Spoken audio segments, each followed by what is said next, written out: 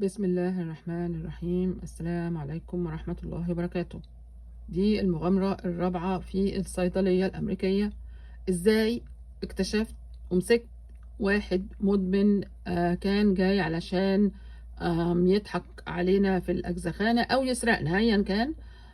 طبعا الموضوع مش سهل وما هوش بسيط. انا لاحظت هو جاي وجايب معاه المفروض روشتة وبيقول انا يعني عايز ادوني الدواء ده.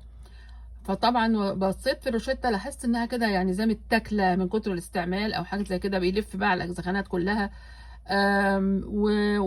وحاجات زي كده، وهو يعتبر بالتاكيد اكيد يعني الادمان هو السبب. طيب، ف وريتها للصيدلانيه، انا كنت لسه صيدليه تحت التدريب يعني. فهي قررت انها تملاها وتديها له وخلاص. طيب مالتها وخلاص هنديها للراجل بقى. فأفاجأ ان هذا الشخص مش هو اللي جاي ياخد الروشتة، وده مخدرات، يعني هو هيمضي، لازم يمضي باسمه. فطبعا ده كان يعني مش صح خالص برضو، لان في حاجه شك يعني كبير. قلت لها برضو، قالت لي لا اديها له. طيب اديتها له. بعد كده بالصدفه اتدخل اللي هو المدير الكبير بقى، يعني جالي عامل زياره يعني، فبيقول ازاي، هل هي معاها حق؟ ازاي تسيبيه يمشي؟ ده ممكن يجي تاني، ممكن يفكر ان احنا كل مره هنملاها له.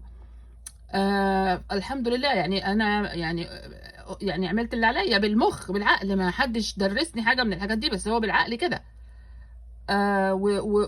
وبرضه مرة تانية واحد اتصل بالتليفون وعامل نفسه هو الدكتور، وان هو بيديني روشتة لنفس هذا الرجل. عرفنا الكلام ده بعدين، وبرضه انا اكتشفته.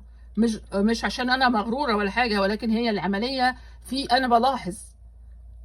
قعدوا يعني يدي معلومات اكتر من اللازم. محدش مفيش دكتور فاضي يدي المعلومات دي كلها.